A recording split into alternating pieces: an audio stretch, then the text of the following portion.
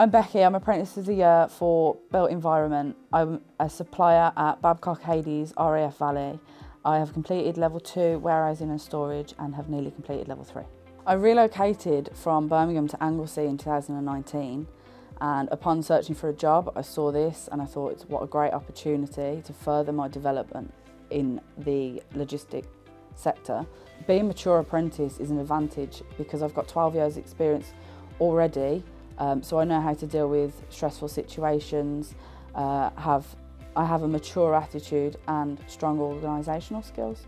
The biggest advantage of an apprenticeship is you become immersed in the job every day, surrounded by opportunities which give you the chance to learn, progress. And in the 2 years that I've been at Babcock Hades, I've gained multiple qualifications. I've done manual handling, working at height, and I have gained more plant licences.